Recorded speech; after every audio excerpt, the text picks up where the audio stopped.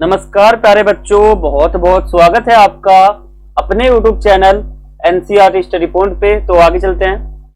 तो आज मैं आपको जैसा कि पता होगा कि हमने अपना फिजिकल एजुकेशन का न्यू कोर्स स्टार्ट कर दिया है।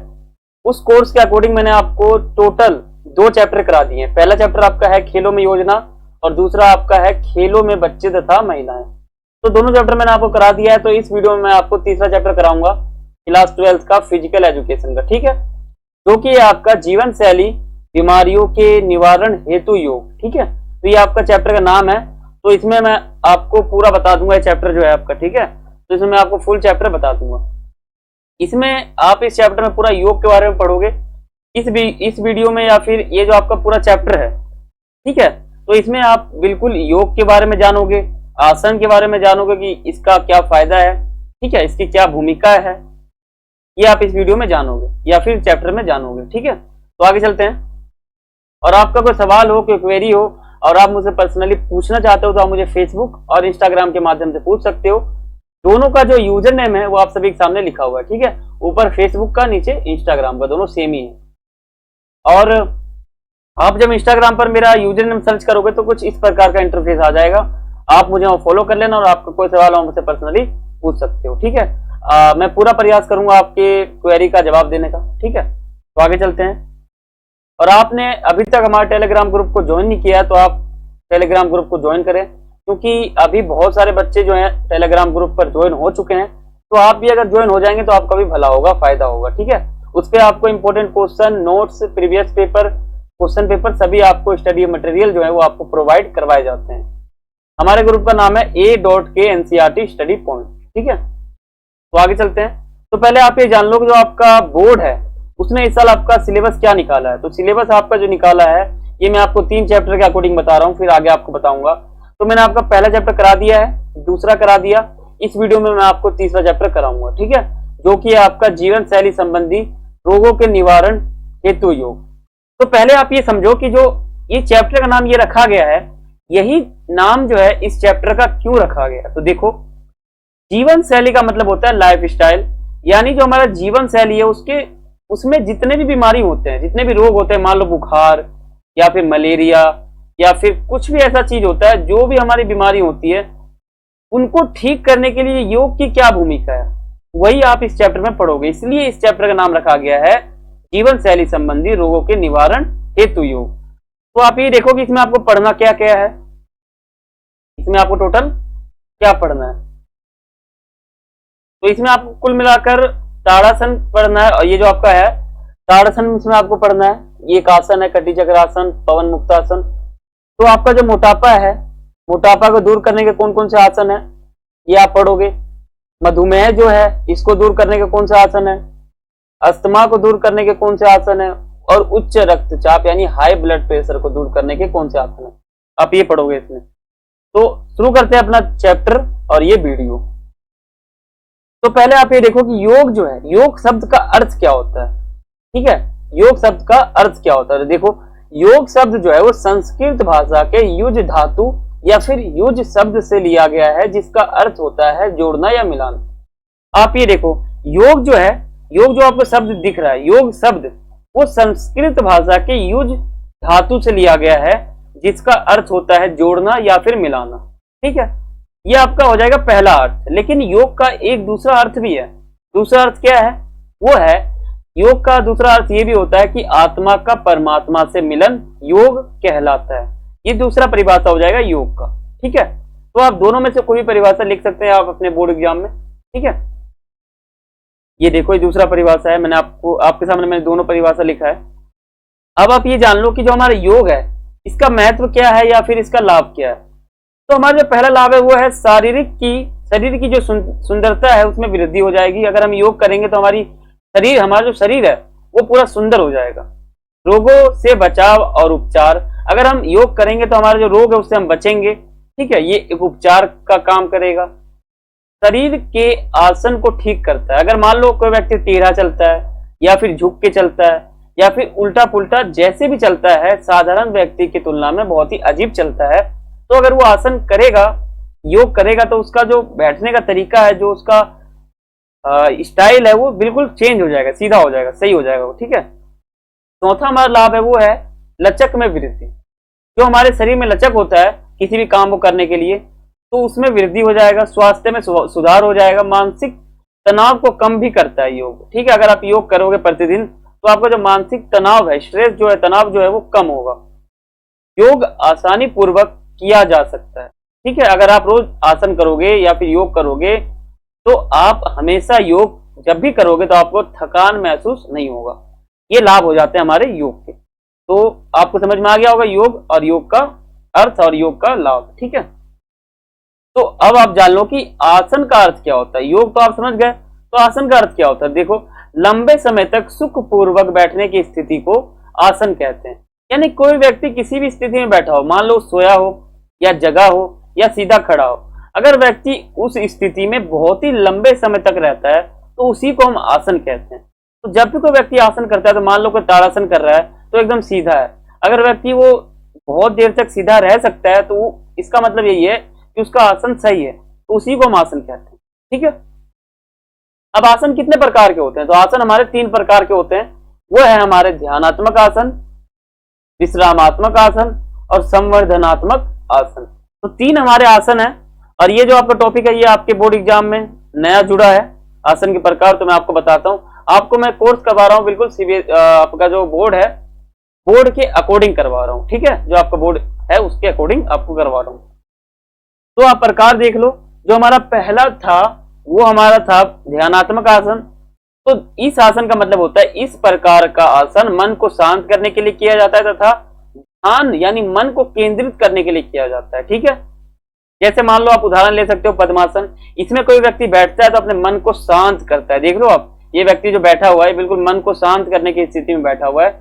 तो ध्यानात्मक आसन में ऐसे आसन आते हैं जिसमें मन को शांत किया जाता है तथा मन को केंद्रित किया जाता है, तो उसी में जो है ध्यानात्मक आसन आते हैं। तो पद्मासन जो है हमारा उदाहरण हो जाएगा। दूसरा हमारा है विश्रामात्मक आसन। इस प्रकार का आसन जो है थकान को दूर करने के लिए किया जाता है। जैसा उदाहरण आप ले सकते हो शवासन। शवासन में व्यक्ति जब ये आसन करता है तो इसमें व्यक्ति सीधा सोए रहता है, ठीक है, एकदम सोए रहता है। देख रहे इसमें ये अपने थकान को दूर कर रहा है। तो ये आसन हमारा विश्रामात्मक आसन में आ जाएगा। आप नाम से याद रख सकते हो, ध्यानात्मक यानी ध्यान केंद्रित करने वाला, विश्रामात्मक यानी विश्राम करने वाला। तीसरा हमारा है संवर्धनात्मक आसन। इसमें ऐसे आसन आते हैं इस प्रकार का आसन जो है शरीर के विकास के लिए किया जाता है। ये देखो आप, जो संवर्धनात्मक आसन है इसमें ऐसे आसन आते हैं जिनको करने से हमारा जो शरीर है उसका विकास होता है, ठीक है। जैसे आप ताड़ासन ले सकते हो। ताड़ासन व्यक्ति करता है तो उसकी लंबाई बढ़ती है, ठीक है, लंबाई में वृद्धि होती है और इसमें हमारा शरीर का विकास होता है। शरीर का विकास कैसे, मान लो कोई व्यक्ति की लंबाई बढ़ेगी तो उसके शरीर का विकास तो होगा। तो इसी प्रकार ये हमारा संवर्धनात्मक आसन हो जाता है। तो आगे चलते हैं। अब आप ये जान लो कि जो हमारा आसन है इसके लाभ क्या होते हैं। आपने योग का लाभ तो पढ़ लिया, अब आप आसन का भी लाभ पढ़ो, ठीक है। ये आपका टॉपिक बहुत ही इंपॉर्टेंट है आपके बोर्ड एग्जाम के दृष्टि से।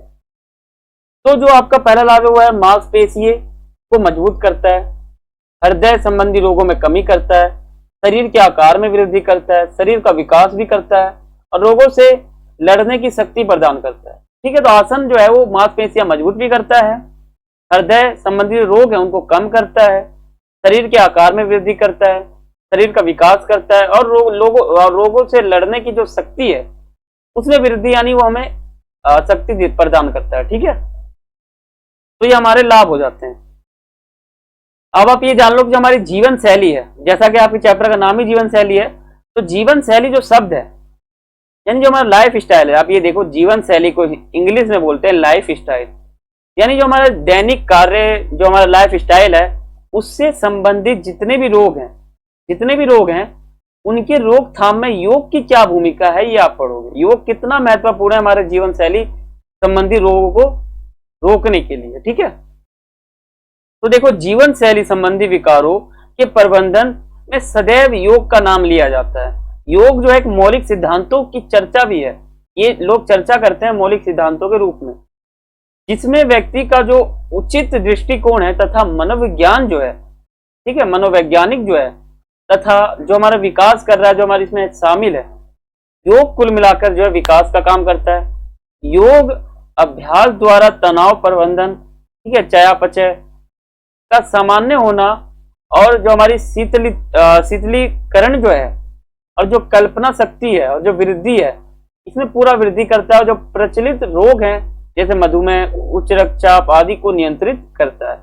तो योग की हमारी ये भूमिका हो जाएगी। हमारा जो योग है वो कुल मिलाकर मधुमेह जो बीमारी है उसको रोकता है, उच्च रक्तचाप को रोकता है, ठीक है, हमारे जीवन शैली जितने भी बीमारी हैं उन सबको कम करता है योग, ठीक है। तो ये हमारा योग का भूमिका हो जाएगा। तो अब आप ये जान लो कि जो हमारी जीवन शैली है इसके संबंधी जो विकार हैं वो कौन कौन से हैं, यानी हमारा जो लाइफ स्टाइल है उसमें कौन कौन सी बीमारी हो सकते हैं। तो पहला हमारा मोटापा हो जाएगा। आज के जमाने में आप ये देख सकते हो कि सभी लोग मोटे हैं, ठीक है, मोटापा जो है वो बढ़ चुका है। दूसरा हमारा हो जाएगा उच्च रक्तचाप। आजकल जो है हाई ब्लड प्रेशर भी है ज्यादातर व्यक्ति को, ये हमारा दूसरा बीमारी हो जाएगा जीवन शैली संबंधी, ठीक है। तीसरा हमारा हो जाएगा अस्थमा, और चौथा हो जाएगा हमारा मधुमेह, ठीक है। तो देख सकते हो मोटापा जो आप देखोगे तो इस प्रकार का जो हमारा पेट है, जो शरीर के अंदर वसा है वो बढ़ जाता है, ये होता है मोटापा बीमारी। और उच्च रक्तचाप यानी हाई ब्लड प्रेशर। अस्थमा का मतलब होता है हमारे जो फेफड़े हैं उसमें एक तरह से वायु नलिया जो ये दिख रहा है आपको, ये सूज जाती है, जिससे हमारी जो सांस लेने की जो क्षमता है उसमें कमी आ जाती है। मधुमेह यानी हमारा आपको पता ही होगा जो शुगर होता है, ठीक है, वो हो जाएगा हमारा मधुमेह। तो ये हमारे 4 बीमारी हो जाते हैं हमारे लाइफ स्टाइल से जुड़ी हुई। आजकल सभी व्यक्ति को इन 4 में से एक बीमारी तो है, ठीक है। तो आप ये जान लो, मैं आपको पहले बारी बारी पढ़ाऊंगा, आपको पहले मोटापा, फिर बारी बारी आपको ले चलूंगा, ठीक है। तो पहले आप ये जान लो जो हमारा मोटापा है इसका अर्थ क्या होता है, मोटापा का जो अर्थ है वो क्या होता है। तो देखो, शरीर में वसा की मात्रा का बढ़ जाना मोटापा कहलाता है। अगर मान लो किसी व्यक्ति का शरीर है उसमें अगर वसा की मात्रा बढ़ जाएगी, फैट जो है बढ़ जाएगा, तो उसे हम कहेंगे मोटापा, यानी मोटापा बढ़ चुका है, ऐसा हम कह देंगे। तो इसी को कहते हैं मोटापा। यानी आप ये ध्यान रखो, शरीर में वसा की मात्रा का बढ़ जाना मोटापा कहलाता है। अब मोटापा को दूर करने के कौन कौन से आसन है, तो हमारा जो पहला आसन है वो है ताड़ासन, दूसरा हमारा है उष्ट्रासन, तीसरा हमारा धनुरासन है, चौथा हमारा कटी चक्रासन है। 4 हमारे आसन हो जाते हैं। तो इन 4 आसन को कोई व्यक्ति करेगा तो उसका जो मोटापा शरीर है वो दूर हो जाएगा। हमारा जो मान लो कोई व्यक्ति मोटा है, ठीक है, अगर उसको अपना मोटापा कम करना है तो वो इन 4 आसन में से कोई एक आसन करेगा तो उसका मोटापा कम हो जाएगा। ये उपाय है मोटापा को दूर करने के, आसन है। तो आप ये जान लो जो ताड़ासन है, इस आसन का ये नाम क्यों रखा गया। आप देख सकते हो जो व्यक्ति आसन कर रहा है ये ताड़ासन कर रहा है, तो इसी आसन को हम ताड़ासन नाम क्यों देते हैं। तो देखो, यह योग करते समय मनुष्य का जो शरीर है वो ताड़ के वृक्ष के समान दिखाई देती है, इसलिए इस आसन को ताड़ासन कहते हैं। ये जो व्यक्ति आसन कर रहा है ये कुछ ताड़ के वृक्ष के समान दिख रहा है, जो ताड़ का पेड़ होता है उसके समान एकदम कड़क खड़ा दिख रहा है, ठीक है, इसलिए हम इसे ताड़ासन कहते हैं। अब ताड़ासन की विधि क्या है, तो आप ये देखो, ये आपके एनसीईआरटी का है, ठीक है। तो ताड़ासन की जो विधि है वो है एक समतल जगह पर दोनों पैर को आपस में मिलाकर खड़े होना है और हथेलियों को बगल में रखकर सीधे खड़े हो जाना है। जैसा कि आपको पता है सीधे खड़े होना है बगल में रखकर। 1 मिनट। तो आप लाभ भी याद कर सकते हो, इसके लाभ भी है और सावधानी भी याद करना होता है, ठीक है। तो आप समतल जगह पे खड़े हो जाओगे और दोनों हाथों को पार्श्व भाग से दीर्घ श्वास भरते हुए ऊपर उठाना है। ये देखो, यहाँ पे ऐसे रखना है और दीर्घ यानी बहुत लंबा सांस लेना है और ऊपर उठाना है दोनों हाथों को, ठीक है। हाथों को ऊपर ले जाकर हथेलियों को मिलाएं और हथेलियों को आसपास की तरफ ऊपर को और होनी चाहिए, यानी जो हमारी ये हथेलियां ऊपर की तो होनी चाहिए एक तरह से ऊपर, ठीक है। हाथों की उंगलियों को आपस में मिली होनी चाहिए, जो उंगलियां हैं वो आपस में मिले होने चाहिए। जैसे हाथ ऊपर उठे वैसे वैसे पैर की एड़ियां भी ऊपर उठी रहनी चाहिए। देखो, आप जब उठोगे तो पैर की एड़ियां जो है ऊपर उठनी चाहिए, यहाँ पे आप देख सकते हो। हाथ ऊपर उठाते समय पेट अंदर लेना चाहिए, ठीक है। शरीर का भाग पंजों पर होना चाहिए, पैर पर। देखिए, आप यहाँ देख सकते हो, ये पंजों पर पूरा भार है, ऊपर उठ रहा है, ठीक है। और कमर सीधी रखना, ये आप देख सकते हो, कमर एकदम सीधी रखना है। और गर्दन सीधी, गर्दन को सीधी रखना है। और जो ताड़ासन है, इस स्थिति में लंबे सांस भरकर 1 से 2 मिनट तक आपको रुकना है, फिर धीरे धीरे आपको शुरू की अवस्था में आ जाना है। ठीक है, तो इसको कहते हैं हम ताड़ासन। इस प्रकार आप ताड़ासन कर सकते हो और मोटापा को दूर कर सकते हो। तो अब ताड़ासन के लाभ क्या है? तो वो है आत्मविश्वास में वृद्धि। मनुष्य का जो आत्मविश्वास है उसमें वृद्धि होगा, पाचन तंत्र में मजबूती आएगी, शरीर मजबूत होगा, आलस दूर होगा, लंबाई में वृद्धि। आप ये ध्यान रख सकते हो कि ताड़ासन करने से लंबाई बढ़ती है, हाथ पैर मजबूत होता है। ठीक है, तो ये लाभ हो गए ताड़ासन के। अब ताड़ासन के जो आपका ताड़ासन है आसन, इसको क्या हर व्यक्ति कर सकता है? आप ये सोचो। तो ताड़ासन किस स्थिति में करना चाहिए और किस स्थिति में नहीं करना चाहिए, ये मैं आपको बताता हूँ। कुछ सावधानी भी बरतनी चाहिए आसन करते समय। तो सावधानी कौन कौन से है? तो देखो, ऑपरेशन के तुरंत बाद ये आसन नहीं करना चाहिए। अगर मान लो आपका ऑपरेशन हुआ तो आपको तुरंत ये आसन नहीं करना चाहिए, ये नुकसानदायक हो सकता है। गर्भवती महिला को नहीं करना चाहिए, बीमारी के तुरंत बाद नहीं करना चाहिए, और सिर दर्द की स्थिति में तो बिल्कुल नहीं करना चाहिए। ये 4 कारण है। कारण और भी हो सकते हैं, लेकिन मैंने आपके सामने मोटा मोटा कारण लिया है। तो ये आपके सामने, अगर मान लो आपका ऑपरेशन हुआ है तो आप ये आसन नहीं कर सकते। ये सावधानी है जो आपको सावधानी रखनी है। तो आगे चलते हैं। अब आप जान लो आपका जो दूसरा आसन है मोटापा को दूर करने का, वो है उष्ट्रासन। तो उष्ट्रासन जो शब्द है, ये संस्कृत भाषा का शब्द है जिसका अर्थ ऊंट होता है। ठीक है, उष्ट्रासन में जो उष्ट शब्द है ना, इसका जो अर्थ होता है, ये जो है संस्कृत भाषा का शब्द है, उसका अर्थ होता है ऊंट। ठीक है, इसलिए इसे उष्ट्रासन कहते हैं। अब इसकी विधि क्या है? तो आप देख सकते हो, एक समतल साफ जगह पर जो है घुटनों के बल बैठना है और घुटने को कंधे के समांतर ले जाना है। पैरों के तलवे आकाश की तरफ होने चाहिए। ठीक है, सांस लेते हुए मेरुदंड को पुरोन्नत्व की और खींचे, जैसे कि नाभि से खींचा जा रहा है। ठीक है, यहाँ देख सकते हो नाभि जो है यहाँ से पूरा पीछे की ओर खींचा जा रहा है। गर्दन पर बिना दबाव डाले जो है पूरा पीछे की ओर जाना है, तथा इसी स्थिति में कुछ देर तक सांस लेते हुए फिर सांस को छोड़ते हुए शुरू की अवस्था में आ जाना है। ठीक है, तो इसी को हम कहते हैं उष्ट्रासन। ठीक है, उष्ट्रासन में आप सीधे बैठ जाओगे और पीछे की ओर जाओगे। मुंडी जो आपका गला है पीछे की ओर रहेगा और यहाँ का जो हाथ है ये एड़ी के पास रहेगा। तो इस प्रकार आप आसन कर सकते हो उष्ट्रासन। ठीक है, आपका अगला टॉपिक है वो है उष्ट्रासन का लाभ। अभी देख सकते हो उष्ट्रासन जो व्यक्ति कर रहा है, इसके लाभ भी तो कुछ होते होंगे। लाभ क्या क्या होते हैं? तो पाचन तंत्र में मजबूत होता है, लचक में वृद्धि होता है, मासिक धर्म की समस्या को से राहत मिलता है, और छाती जो है चौड़ी होती है। तो छाती है ये चौड़ा होगा, पीठ और कंधे जो है मजबूत होते हैं। ये हमारे लाभ हो जाएंगे। सावधानी क्या क्या होंगे? ये आसन करते समय आपको कुछ सावधानियां बरतनी है। कौन कौन सी? तो ऑपरेशन के तुरंत बाद नहीं करना चाहिए, गर्भवती महिला को नहीं करना चाहिए, बीमारी के तुरंत बाद नहीं करना चाहिए, और सिर दर्द की स्थिति में नहीं करना चाहिए। क्योंकि मान लो आप सिर दर्द की स्थिति में करोगे तो आपको चक्कर आ सकता है। जैसा कि आप पीछे की ओर जाओगे तो आपका सिर पहले से दर्द कर रहा है, आप पीछे जाओगे तो और दर्द करेगा। ठीक है, आसन के जो लाभ हैं वो आप सभी आसन में डाल सकते हो। आपके जितने भी आसन एनसीईआरटी बुक में दे रखे हैं वो आप किसी भी आसन के लाभ में डाल सकते हो। और सावधानियां तो आपके सेम जाएंगे। देखो, ऑपरेशन के तुरंत बाद नहीं करना चाहिए, ये जो सावधानी नंबर 1 है ये आप किसी भी आसन में डाल सकते हो।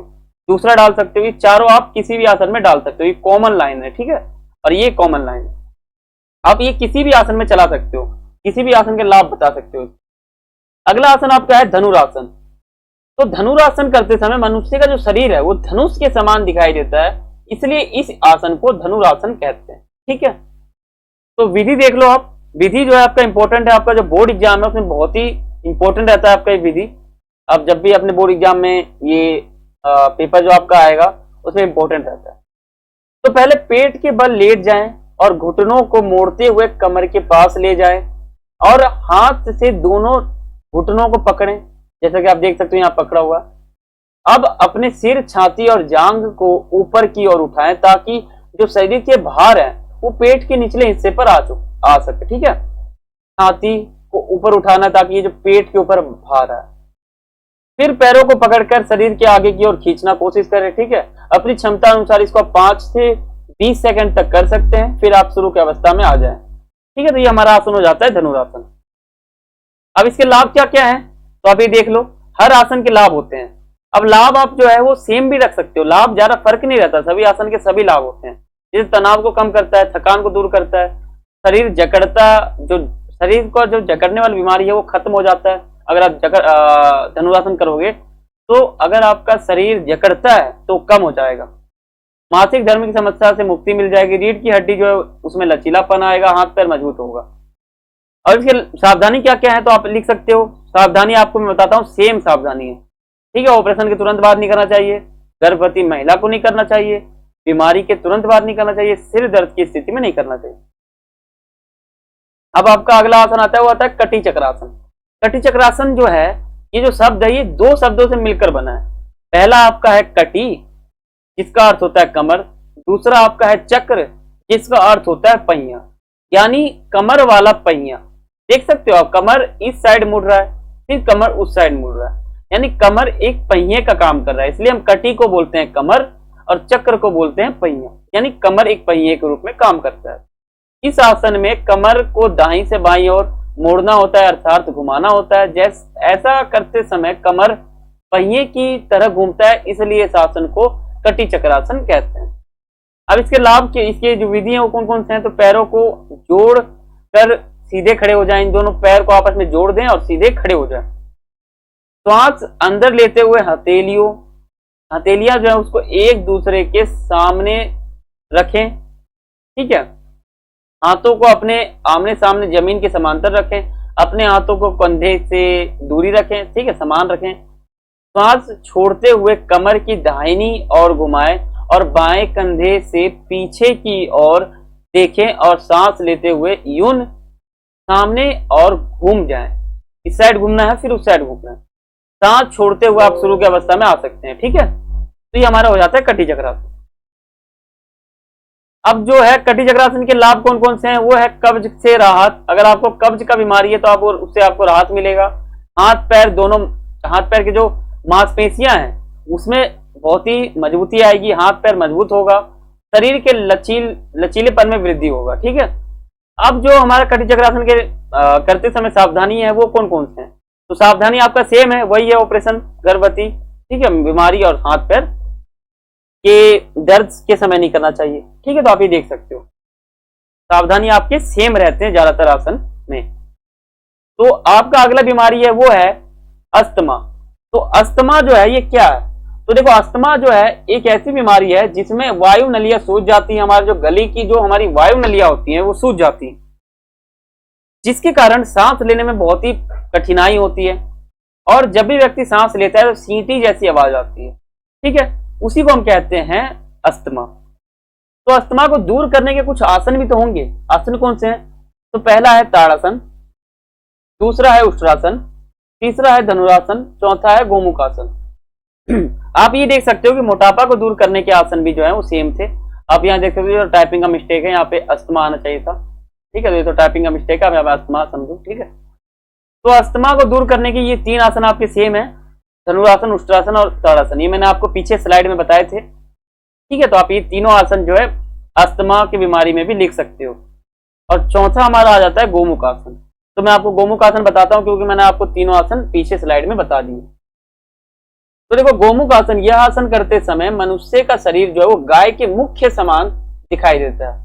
यह आसन जब भी आप करोगे तो आपका जो चेहरा है वो गाय के चेहरे जैसा दिखेगा, इसलिए इस आसन को गोमुखासन कहते हैं, ठीक है, आप देख सकते हो। तो इस आसन के जो हमारे लाभ हैं वो कौन कौन से हैं, तो सुखासन की स्थिति में बैठ जाएं, ठीक है, सीधा। अब बाएं पैर को एड़ी से जो है दाहिनी ओर ले जाएं, दाएं पैर को मोड़कर बाएं पैर की ओर ले जाएं और दाएं पैर को घुटने की बाएं पैर जो है उसके आगे ले जाकर एड़ी और पंजे के भाग में नितंब को स्पर्श करें। ये पैर को आपको यहां ले जाना है, इसको नीचे रखना है। अब बाएं हाथ को पीठ के पीछे मोड़कर हथेलियों को ऊपर की ओर ले जाएं। इसको आपको पीछे मोड़ना है, इसको पीछे ले जाकर इन दोनों को हाथ को पकड़ना है। दाहिनी हाथ को दाहिनी कंधे पर सीधा उठा लें और पीछे की ओर घुमाते हुए कोहनी और कोहनू को मोड़कर हाथों को परस्पर बांध लें। इस पे आपको यहीं बांध लेना है। अब दोनों हाथों को जो है धीरे धीरे अपनी दिशा की ओर खींचें। इसको आपको खींचना है दोनों को, ठीक है। तो ये हमारा विधि हो जाएगा। अब गोमुखासन के लाभ क्या क्या है, तो ये आसन करते समय जो आपका शरीर है वो सुडौल दिखेगा, लचीलापन, आकर्षक बनेगा। अगर आप ये आसन रोज करते हो तो वजन में कमी आएगी। गोमुखासन और मधुमेह जैसी जो बीमारियां हैं, गोमुख आसन जो हमारा है ये मधुमेह को भी ठीक करता है, ठीक है। मधुमेह बीमारी है उसको भी गोमुख आसन सही करता है। निम्न रोगों जैसे ये सब रोग हैं आपके सामने, तो इनको भी दूर करता है हमारा गोमुख आसन। सावधानियां कौन कौन से हैं? तो कंधे, पीठ, गर्दन और सिर दर्द के स्थिति में ये आसन ना करें, ठीक है। आसन करते समय तकलीफ होने पर तुरंत डॉक्टर से परामर्श लें। अगर आप आसन करते हैं आपको तकलीफ हो रहा है तो आप डॉक्टर के पास जाएं तुरंत, ताकि इलाज हो सके आपका। आसन को बहुत ही सावधानी से किया जाता है, मैं आपको बताऊं तो, ठीक है। शुरुआत में पीठ के पीछे दोनों हाथों को आपस में पकड़ पाने पर जबरदस्ती न करें। अगर आप ये दोनों हाथ पकड़ लेते हो तो इनको ज्यादा खींचना नहीं है, वरना आपके हाथ की हड्डी पे भी जोर पड़ेगा, आपका हड्डी भी टूट सकता है, ठीक है। गोमुख आसन के समय अभ्यास के साथ धीरे धीरे बढ़ाएं, ठीक है। अगर आप एक दिन आसन करते हो 2 मिनट करो, दूसरे दिन 3 मिनट करो, यानी आप धीरे धीरे करोगे तो आपका जो करने का जो समय है वो बढ़ेगा। 1 मिनट, 2 मिनट, 4 मिनट ऐसे बढ़ता जाएगा, ठीक है। इस प्रकार आप कर सकते हो, जैसे आप पीछे देख सकते हो, ऐसे आप गोमुखासन कर सकते हो। दोनों हाथ को आप ज्यादा ना खींचे, ये नुकसानदायक हो सकता है। अब मधुमेह जो है इसका अर्थ क्या होता है? तो देखो, मधुमेह एक ऐसी खतरनाक बीमारी है, अगर ये किसी व्यक्ति को हो जाए तो व्यक्ति का जो किडनी है वो फेल हो जाएगा, आंखों की रोशनी भी कम हो सकती है, हृदय संबंधी बीमारी हो सकता है। मधुमेह, मान लो आप, मधुमेह का मतलब होता है शुगर। अगर किसी व्यक्ति को शुगर हो जाता है तो उसकी किडनी फेल हो सकती है, आंखों की रोशनी भी जा सकती है, और हृदय संबंधी जितनी भी बीमारी है वो भी हो सकता है उस व्यक्ति को। ये हमारा मधुमेह रोग है, ठीक है। तो मधुमेह को दूर करने के आसन कौन से हैं? तो पहला हमारा है कटी चक्र आसन, जैसा कि मैंने आपको ये पीछे के स्लाइड में बता दिया था। दूसरा उष्ट्रासन है, ये मैंने आपको बता दिया। तीसरा धनुरासन है, ये मैंने आपको बता दिया। चौथा आपको गोमुखासन है, ये भी मैंने आपको बता दिया। ये चारों आसन मैंने आपको बता दिए, इसका लाभ भी आपको बता दिया। तो हमारा अगला जो बीमारी है वो है हमारा अगला बीमारी उच्च रक्तचाप, यानी हाई। उच्च मतलब हाई, रक्त मतलब खून, चाप मतलब प्रेशर, यानी हाई ब्लड प्रेशर, या फिर हाई खून चाप, या फिर उच्च खून चाप, ऐसे भी बोल सकते हैं। ये देख सकते हो, ये बीपी मान लो किसी व्यक्ति का बढ़ जाता है, ठीक है, तो उसी को हम कहते हैं बीपी बढ़ गया, यानी उच्च रक्तचाप, हाई ब्लड प्रेशर। देख सकते हो यहाँ पर, और यहाँ पे डॉक्टर जो है हाई ब्लड प्रेशर यानी जो बीपी है उसको जांच कर रहे हैं, ठीक है। तो इसे हम कहते हैं उच्च रक्तचाप यानी हाई ब्लड प्रेशर। इसको दूर करने के आसन कौन से हैं? पहला हमारा कटी चक्र आसन है, मैंने आपको बता दिया। आप ये ध्यान रखो, आपके एनसीईआरटी बुक में बहुत सारे आसन दे रखे हैं, लेकिन मैं आपको इतना आसन करा रहा हूं कि आपका जो बोर्ड एग्जाम है उसमें आपका जो क्वेश्चन आएगा उसमें आपको सिर्फ 4 आसन लिखने हैं। 6 नंबर का आपका क्वेश्चन आएगा, उसमें आप सिर्फ 4 आसन लिख दोगे तो आपको फुल नंबर मिलेंगे, ठीक है। इसलिए मैं आपको सिर्फ 4 आसन बता रहा हूँ। ज्यादा आसन आप याद मत रखना, आपका ज्यादा आसन आप याद रखोगे तो आपको कंफ्यूजन होगा। आप सिर्फ 4 आसन याद रखोगे तो सही रहेगा। तो कटी चक्रासन मैंने आपको बता दिया, मकरासन में आपको आगे बताता हूँ, ताड़ासन मैंने आपको बता दिया, तो पहले ही बता दिया, और गोमुख आसन मैंने आपको बता दिया। तो पहले मैं आपको बताता हूँ मकरासन। तो देखो, मकरासन जो आसन है ये करते समय मनुष्य का जो शरीर है वो मगरमच्छ के समान दिखाई देता है, इसलिए इस आसन को मकरासन कहते हैं। जैसे मान लो आप ये व्यक्ति कर रहा है तो ये मगरमच्छ के समान है, ये बिल्कुल सीधा है, ठीक है, बिल्कुल सीधे की अवस्था में है। तो ये देखो हाथ एकदम सीधा है, तो ऐसा लग रहा है कि ये मगरमच्छ की स्थिति में, ऐसा लग रहा है आपको, इसलिए इस आसन को मकरासन भी कहते हैं, क्योंकि मगरमच्छ की स्थिति में व्यक्ति होता है। तो इसकी विधि क्या है? तो पेट के बल लेट जाएं इस प्रकार, और थोड़ी छाती एवं पेट जमीन से स्पर्श होते रहें, थोड़ा सा सटता रहे ये पेट और छाती, ठीक है। पैरों के बीच दूरी बनाते हुए अपने सिर को और अपने दोनों हाथों को गाल पर लाते हुए कप का आकार लें, ठीक है। इसके आगे ले जाएं यहाँ पर कप के आकार में। धीरे धीरे आप दोनों पैरों के नीचे जो है, ऊपर जो है, अपने नितंबों जो है, जैसे मान लो आपका ये 2 जगह है, इसको बिल्कुल सीधा रखना है, गैपिंग रखनी है, लेकर आए और फिर धीरे धीरे नीचे ले जाएं, ठीक है। ऊपर उठाना है आपको, फिर नीचे ले जाना है। प्रतिदिन आप इस प्रकार से कम 10 चक्र करने चाहिए। मान लो आप ऐसे एक बार करोगे, फिर एक बार और करोगे, ऐसे 10 बार आप कर सकते हो, ठीक है। अब आप ये जान लो इस आसन के लाभ कौन कौन से हैं, मकरासन के लाभ कौन कौन से हैं। तो रीढ़ की हड्डी जो है ये मजबूत होता है, ठीक है। कमर दर्द की समस्या से छुटकारा मिलता है, थकान दूर होता है, फेफड़े की क्षमता बढ़ती है, पाचन तंत्र मजबूत होता है, उच्च रक्तचाप जो है, हाई ब्लड प्रेशर उसको कम करता है, और हमारा जो आसन है उसको भी सही करता है, ठीक है। सावधानी आपको रखनी चाहिए, अगर आपका कमर दर्द कर रहा है तो इस आसन को ना करें, ठीक है, बीमारी में इस आसन को ना करें, तो ये हमारा सावधानी हो जाएगा। तो मैंने आपको 4 बीमारी जो आपके थे जीवन शैली बीमारी, वो मैंने आपको करा दी, ठीक है। जो आपका मोटापा था, अस्थमा था, मधुमेह था, उच्च रक्तचाप था, ये मैंने आपको चारों बीमारी जो थे वो मैंने आपको करा दिए, तथा जो आपका इसको ठीक करने के जो आपके आसन थे वो मैंने आपको करा दिए। तो एनसीईआरटी बुक के अकॉर्डिंग मैंने आपको पूरा सिलेबस न्यू कोर्स के अकॉर्डिंग मैंने करा दिया है। तो आशा करता हूं आपको समझ में आया होगा, ठीक है। तो आप इस वीडियो को अगर देखे होंगे तो आशा करता हूं आपको बिल्कुल चैप्टर समझ में आ गया होगा, बिल्कुल इजी भाषा में मैंने आपको समझाया है, ठीक है। तो आपको मैं इसके बाद जो वीडियो आएगा उसमें आपको इस चैप्टर का इंपॉर्टेंट क्वेश्चन भी करा दूंगा, ठीक है। एमसीक्यू क्वेश्चन भी आ जाएगा, वो मैं आपको करा दूंगा। और साथ ही आप टेलीग्राम ग्रुप को ज्वाइन करें, और आपको कोई सवाल हो आप मुझसे पर्सनली पूछ भी सकते हैं। तो अगर आप हमारे चैनल पर नए हैं तो चैनल सब्सक्राइब करें, बेल आइकन पर क्लिक करें, और वीडियो अच्छा लगा हो तो वीडियो को लाइक करें, जितना हो सके उतना शेयर करें। कुछ भी आपको पूछना हो तो आप कमेंट कर सकते हो, ठीक है। तो मिलते हैं अगले वीडियो में। अगले वीडियो में मैं आपको चौथा चैप्टर कराऊंगा। तो तब तक के लिए सभी को थैंक्स फॉर वॉचिंग। जय हिंद, जय भारत।